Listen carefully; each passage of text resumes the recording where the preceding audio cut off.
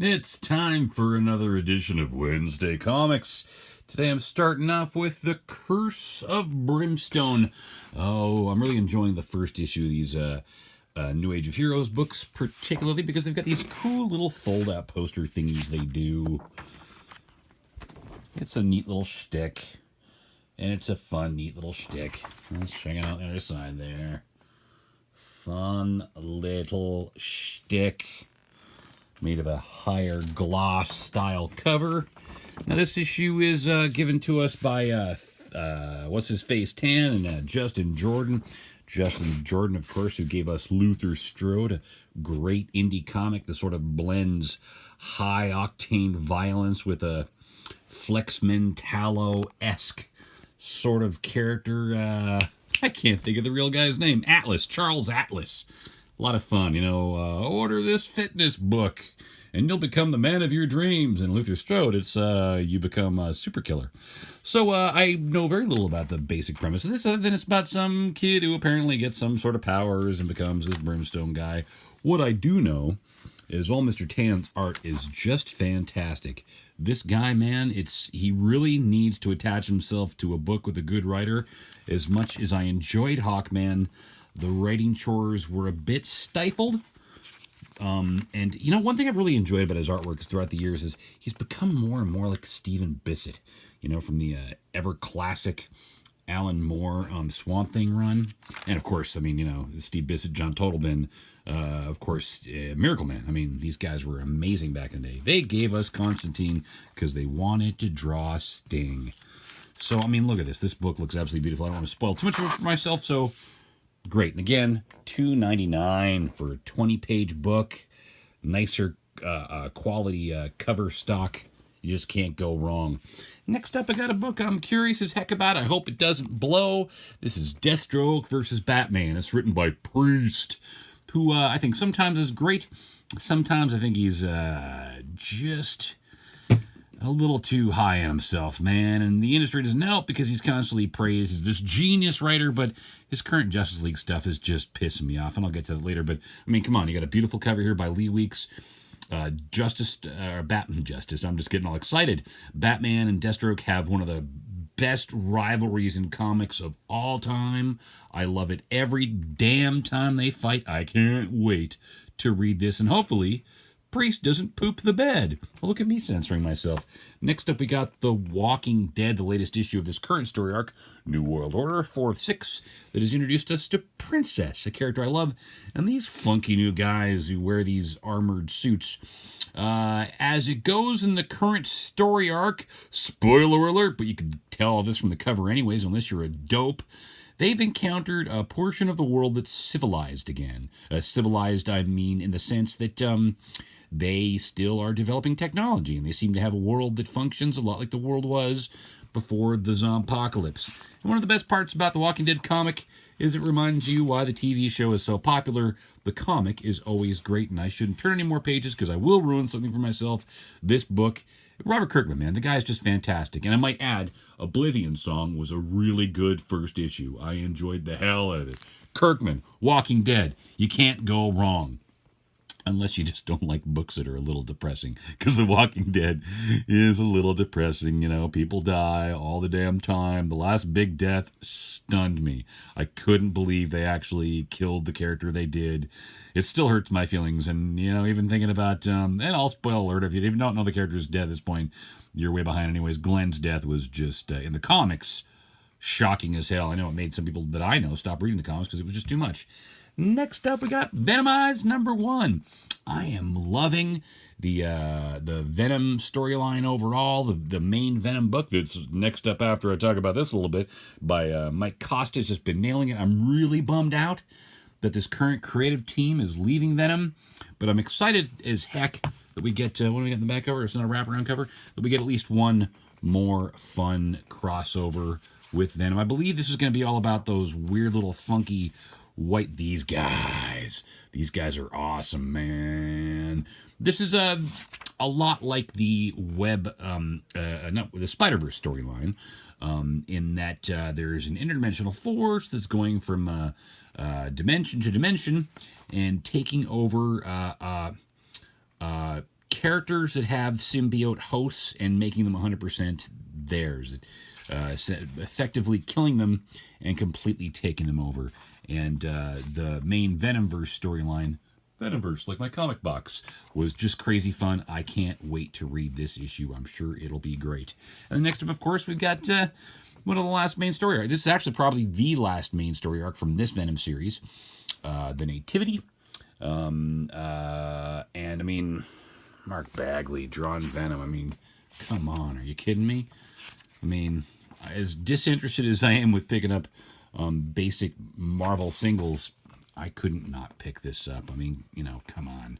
Mark Bagley doing Venom, Costa's run. This has just been nothing but great. I can't wait to read this issue. And then we got, I believe, the last main issue of the Superman book by Gleason and Tomasi. And also interesting, look at that. Tomasi gets second billing again. It's almost like all DC books are now giving their writers second credit on the covers. That's kind of surprising to me. Oh man, I don't want to blow too much of this because this is going to be fun as hell. It's great to see Doug Mahnke on the book again. Oh, they must be actually giving Gleason credit as a co-writer. What am I talking about? It's just these, yeah, because Priest still gets main credit. It's just these books, the New Age of Heroes, where they're giving the artists the first credit, which is weird because I think all the artists are bailing after the first story arc. Next up, we've got Fate of the Four, Marvel 2-in-1, The Thing and the Human Torch, which is we now know the human the human Fantastic Four. The Fantastic Four are going to come back. I'm excited as heck. I can't wait to read this issue. It's been a lot of fun, and I seem to be showing that as much as I talk shit about how much I dislike the Marvel singles, I can't help myself but to buy some sometimes, man. I love it when they do this. The cover page to tell you what's going on in the storyline. I love it when they do this. There was a while when Marvel actually would have these. The main inside page would actually have a fold out, and that would give you all the scoop. The main page here would have the basic, this part, the previously on, and then the fold out portion on the inside there would have like the cast of characters and all that. Anyways, this book has been a lot of fun. If you love the Fantastic Four and you want to know how they're going to get back, this is probably the book to look to for all those clues.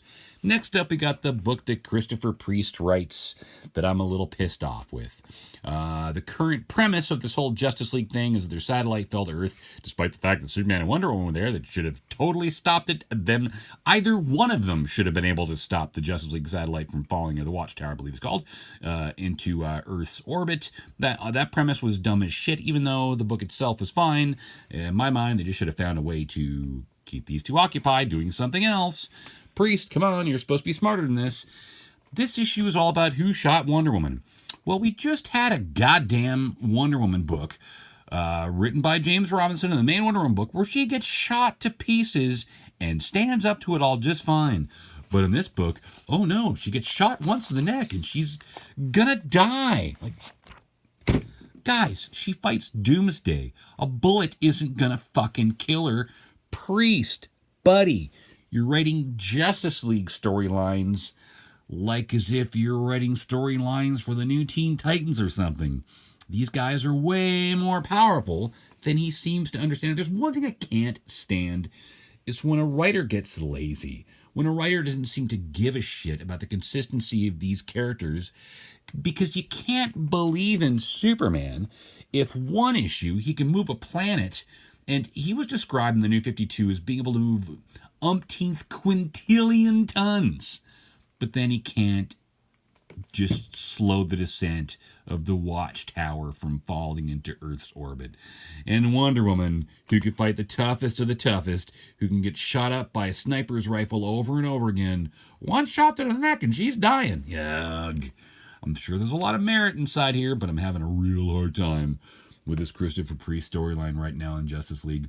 Meanwhile, guys like Rich Johnson and Bleeding Cool are praising this guy as the best writer in all DC right now. Gah. Next up, we got Green Arrow. Now, I thought the main creative team was actually done already, but it looks like maybe I'll get an issue or two, you know, with these guys. Regardless, you know, the last issue was just astounding, and I look forward to reading this. even though it doesn't have that wicked artist that I love. I think actually Green Arrow is now, oh, there you go.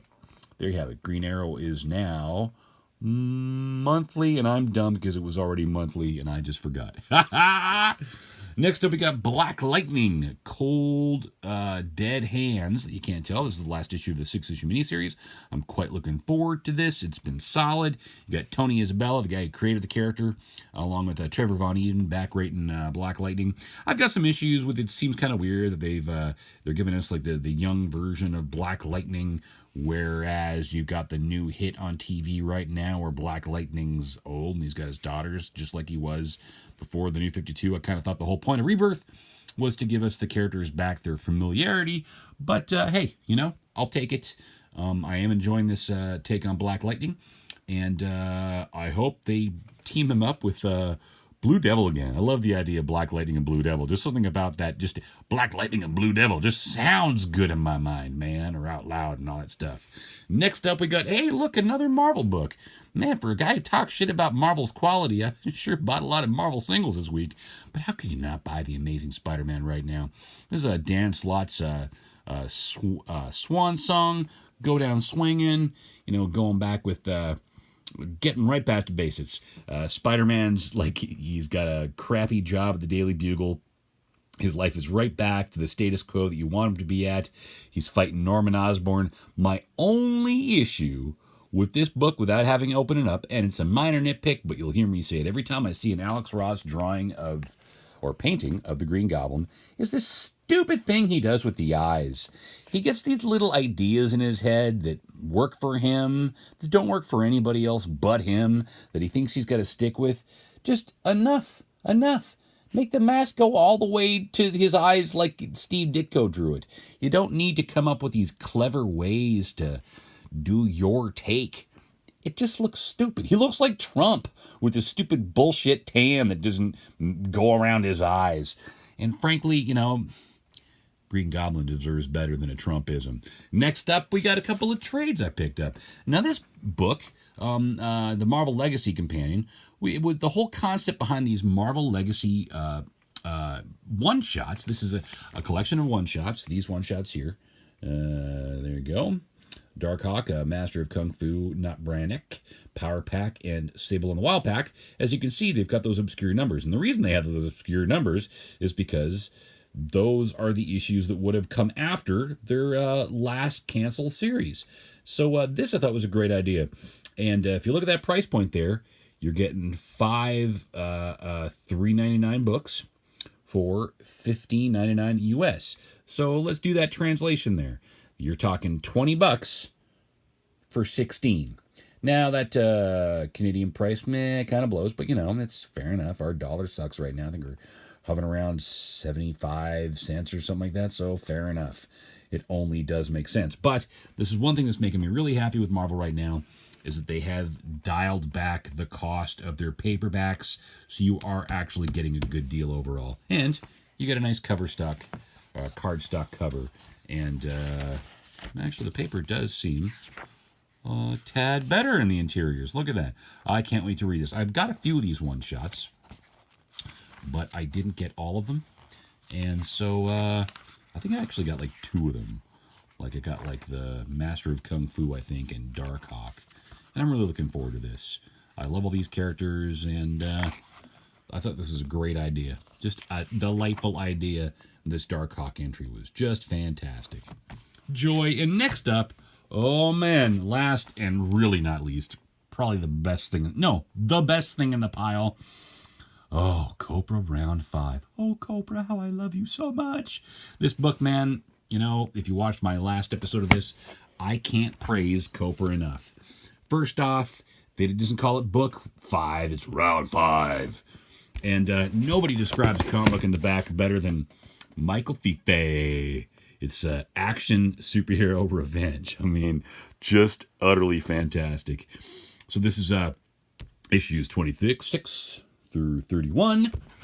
And he does this amazing thing with these really, I just love the way he does these little opening, folding things. And it's like it creates this sort of sense of a dust jacket without there being a dust jacket, right? Love it, love it, love it, love it. And incidentally, he's got some stuff in the back here.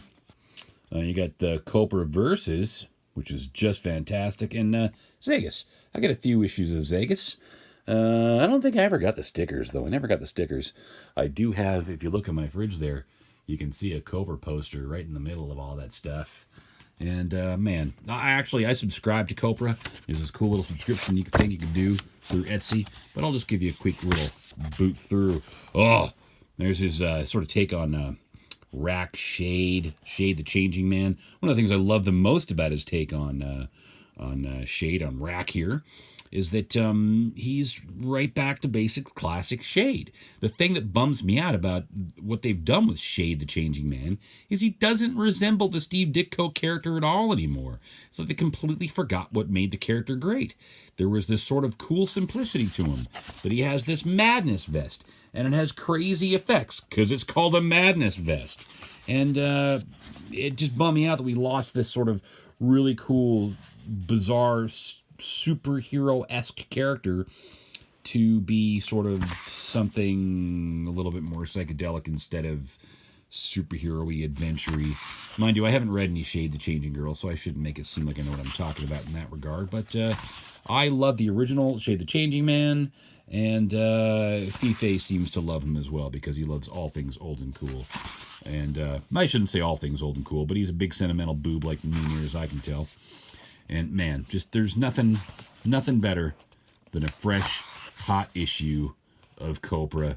Man, it's my favorite comic book experience. I've said it once, and I'll keep on saying it. The best comic book experience you'll experience. Oh man, Count Capote. Love this guy, man. Fife, you are a comic god. Oh, in this issue, I'm not going to show you this issue. So good. Well, I'm not going to show you the spoiler anyways, because if you read Copra on these, this just came out today.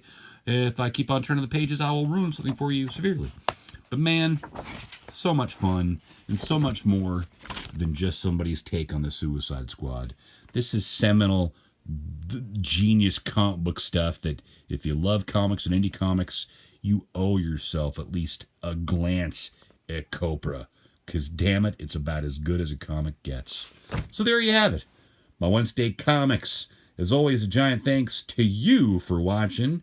Hit the subscribe thing. It'll be like any little thing, a little Hartley Show thing that shows up here. You can click on that thing and subscribe and tell your friends and shake your camera. At this point, I'm just amusing myself. Thanks for watching. We'll see you next time.